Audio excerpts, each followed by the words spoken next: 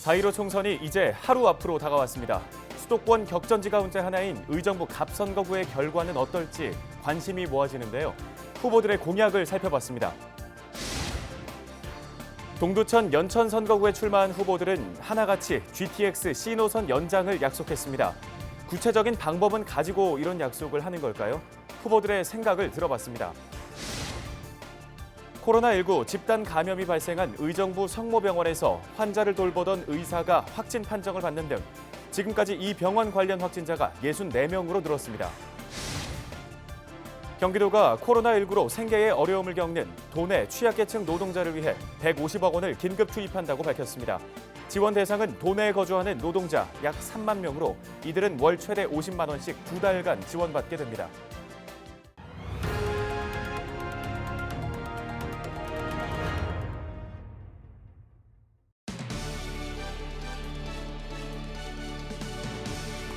시청자 여러분 안녕하십니까? 헬로티비 뉴스 나라 시작합니다. 4.15 총선이 이제 하루 앞으로 다가오면서 내일 투표 결과에 대한 궁금증이 높아지고 있는데요. 특히 수도권 격전지 가운데 하나인 의정부 갑선거구는 마지막까지 치열한 득표전이 예상됩니다. 예측할 수 없는 의정부 갑선거구, 유권자들의 표심을 움직일 후보들의 공약을 김호 기자가 정리했습니다. 더불어민주당 오영환 후보는 소방관 출신답게 국민의 안전과 관련된 특별법을 1호 공약으로 내세웠습니다. 세월호 사태 같은 비극은 다시 발생하지 않도록 전 정권을 심판하고 현 정권을 지지해달라고 호소합니다. 지역 공약으로는 감염병 관리를 위해 경기의료원 의정부 병원의 확장 이전과 국도 3호선과 서부로 나들목 연결을 약속했습니다. 또 미군 공여지에 첨단 산업단지를 유치해 의정부의 미래 먹거리를 만들겠다는 포부를 밝혔습니다. 캠프 레드클라우드에 IT 연구개발단지를 유치할 수 있도록 하겠습니다. 현재 추진되고 있는 안보 테마공원 조성과 병행하여 의정부의 미래 먹거리까지도 책임질 수 있는 연구개발단지 같은 자립적 산업 기반을 함께 조성해 가겠습니다. 시의원 출신 미래통합당 강세창 후보는 조국 사태 방지법을 1호 공약으로 내세웠습니다. 불공정 입시를 근절해 청년들에게 공정한 기회를 주겠다는 취지입니다. 또 미군 부대 등 안보에 관심 있는 지역인 만큼 남북협력기금의 국민 통제 강화를 위한 북한 퍼주기 방지법과 한미 간 상설 다채널 협의체 신설 등을 공약으로 내세웠습니다.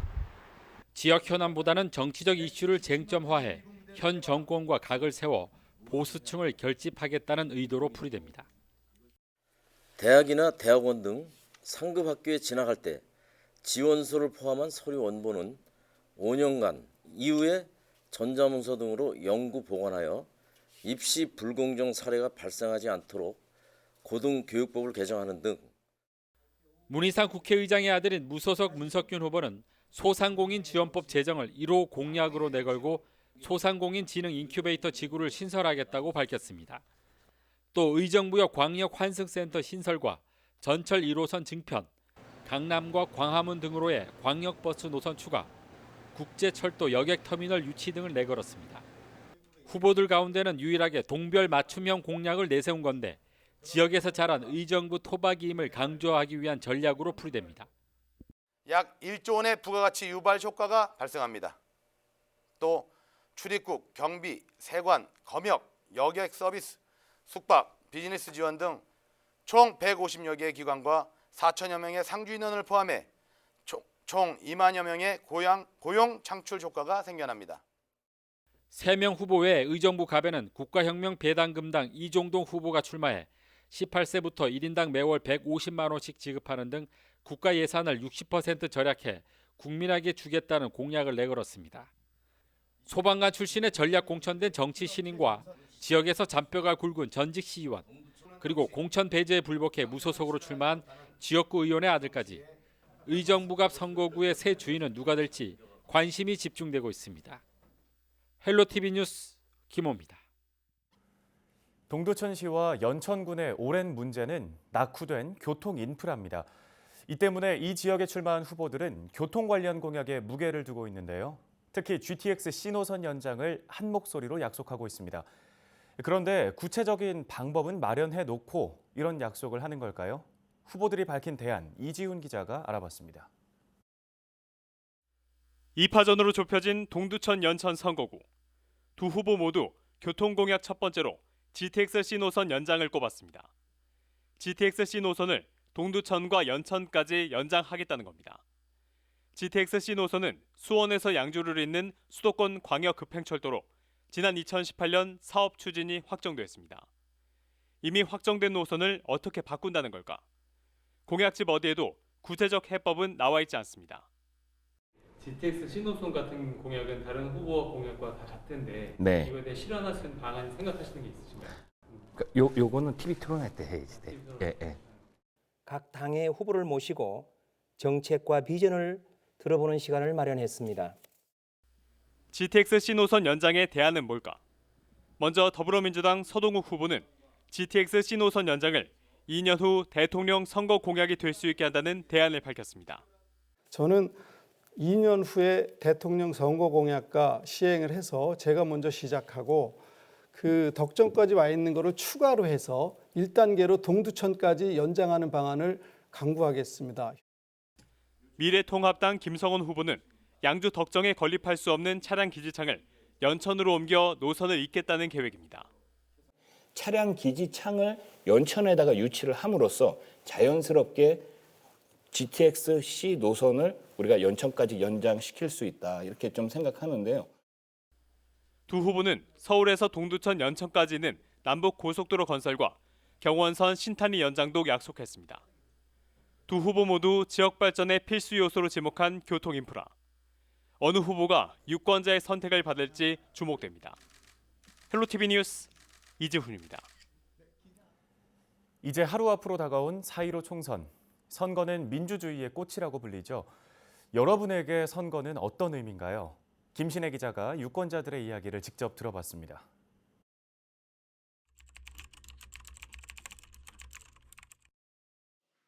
생애 첫 투표권이 생긴 만 18세 유권자부터 총선만 5번 이상 치른 어르신까지 유권자들이 말하는 가장 기본적인 선거의 의미입니다.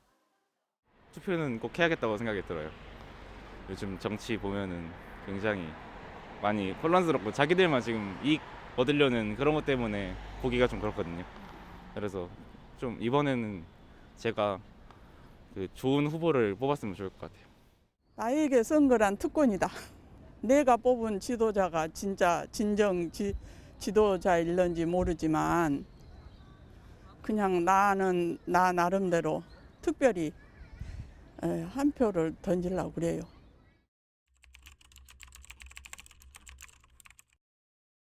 국민을 대표해서 좀 더 나은 사회를 만들어줬으면 하는 마음은 아이를 키우는 부모를 포함한 많은 유권자들의 큰 바람이기도 합니다. 4.15 투표는 저와 저 자녀들을 위한 더 나은 미래라고 생각을 합니다. 아이들이 더 나은 삶을 살기 위해서 그런 국가가 만들기 위한 기초를 만들기 위해서 이제 국회의원들을 뽑아서 좀 더 나은 대한민국이 되기 위해서 투표를 하게 되었습니다. 나에게 선거란 더 나은 사회를 만들기 위한 첫걸음이다. 이번에 선거 연령대가 만 18세로 낮춰졌는데 그만큼 더 많은 유권자들이 투표를 해서 더 나은 사회를 만드는 데 일조했으면 좋겠습니다.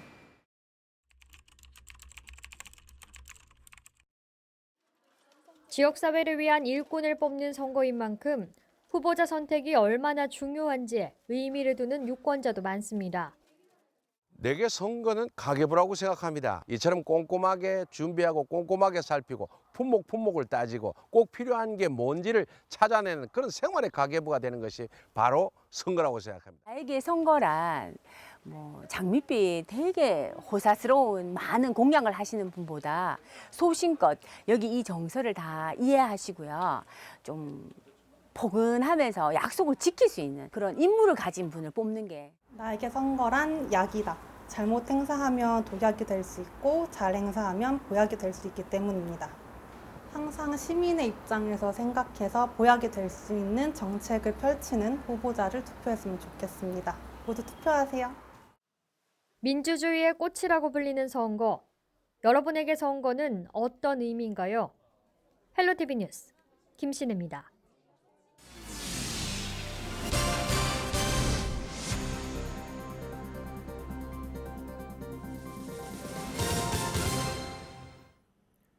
코로나19 집단 감염이 발생한 의정부 성모병원에서 환자를 돌보던 의사가 확진 판정을 받았습니다.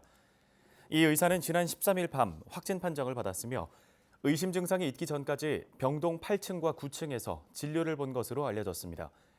이에 앞서 지난 12일에는 이 병원에서 퇴원한 60대와 70대 환자가 잇따라 코로나19 양성 반응을 보였습니다. 이로써 의정부 성모병원 관련 코로나19 확진자는 14일 오전 기준 64명으로 파악됐습니다.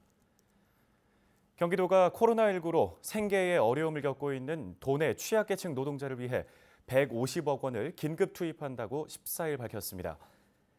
도는 국비 150억 원을 확보하고 무급휴직자와 프리랜서 등 도내 거주 노동자 약 3만 명에게 지원할 계획인데요. 코로나19로 무급휴직 중인 영세 사업장 노동자나 5일 이상 일거리가 끊기거나 소득이 줄어든 특수고용직 등의 경우 월 최대 50만 원씩 2개월간 지원받게 됩니다. 경기도는 사안의 시급성을 고려해 가급적 4월 안에 지원이 이루어질 수 있도록 유도할 방침이라고 밝혔습니다. 우리 지역을 주목하게 만드는 이슈메이커들 만나보겠습니다. 첫 번째 이슈메이커는 조용한 응원에 나선 의정부 시민들입니다. 코로나19 확진자 발생으로 폐쇄 중인 의정부 성모병원에 지역 주민들의 따뜻한 응원과 지원이 이어지고 있습니다. 송산성당은 힘내세요, 함께 이겨냅시다 대형 현수막을 게시했고요. 의정부시 상공회의소 등도 교직원 여러분이 영웅입니다라는 메시지를 담은 현수막을 내걸었는데요. 병원 측 밀려드는 응원에 힘이 난다며 재개원에 최선을 다하겠다고 말했습니다. 응원에 노래가 빠질 수 없겠죠. 양주 시립합창단 단원들, 시민들에게 코로나19 극복 응원 메시지로 힘을 보태기 위해 나섰습니다. 미국 가곡과 유산슬의 노래를 개사한 합창곡을 영상으로 제작했는데요. 코로나19로 문화예술계도 멈추면서 고민이 깊을 텐데 뜻을 모았다는 점, 또 영상에 양주시 곳곳에서 코로나19 예방을 위해 힘쓰는 이들의 모습이 담겼다는 점에서 보는 이들의 가슴을 뜨겁게 하고 있습니다. 동두천 시민들은 체온계 기부로 힘을 보태고 있습니다. 동두천시는 시민들의 자발적인 체온계 기증 운동을 진행하고 있는데요. 보산동에 거주하는 익명의 기증자, 감염병 예방관리에 유리하지만 상대적으로 고가에 요즘에는 구하기도 힘든 비접촉식 체온계 2대를 기증했습니다. 코로나19 방역에 전력을 다하고 있는 보건소 직원들에게 든든한 응원이 되고 있다고 합니다. 지금까지 우리 지역을 주목하게 만드는 이슈메이커들 살펴봤습니다. 경기도가 21개 공공기관 직원 194명을 공개 채용합니다. 기관별 채용 인원은 경기도시공사가 60명으로 가장 많고 경기콘텐츠진흥원 20명, 경기신용보증재단 13명, 경기도의료원과 일자리재단이 각각 11명 등입니다. 원서 접수는 오는 27일부터 다음 달 4일까지이며 필기시험은 다음 달 23일 실시됩니다. 경기도는 코로나19 확산을 막기 위해 시험장 소독과 시험장 입실 전 발열 체크를 실시하고 응시자와 감독관의 마스크 착용을 의무화한다고 밝혔습니다. 경기도가 경력 단절 여성의 취업 지원을 위해 최대 90만 원을 지원하기로 했습니다. 지원 대상은 만 35세 이상 59세 이하의 경력 단절 여성으로 구직 상담 등의 과정을 거쳐 매월 구직 활동서를 제출해야 하는데요. 지원 대상자는 매월 30만 원씩 3개월 동안 최대 90만 원까지 지원받고 취업 특강과 알선, 창업 지원 등 취업 지원 서비스도 받게 됩니다. 끝으로 날씨 정보 전해드립니다. 수요일에는 최저기온 4도, 낮 기온은 22도 예상됩니다. 맑은 가운데 건조하겠고 하루 종일 미세먼지와 초미세먼지 농도가 나쁨 수준을 유지하면서 대기질이 좋지 못하겠습니다. 실내 환기에 주의하시기 바랍니다. 경기 북부 주간 날씨 보시죠. 서해상에서 다가오는 저기압의 영향으로 금요일부터는 비가 내릴 것으로 보입니다. 기상정보 잘 확인해 주시기 바랍니다. 4월 15일은 제21대 국회의원 선거일입니다. 코로나19 사회적 거리 두기를 준수하는 투표 인증샷과 함께 우리 지역 당선자에게 바라는 점을 카카오톡 제보 25로 보내주시면 LG 헬로비전 개표 방송을 통해 생생하게 전달해드리겠습니다. 헬로티비 뉴스 마치겠습니다. 시청해주신 여러분 고맙습니다.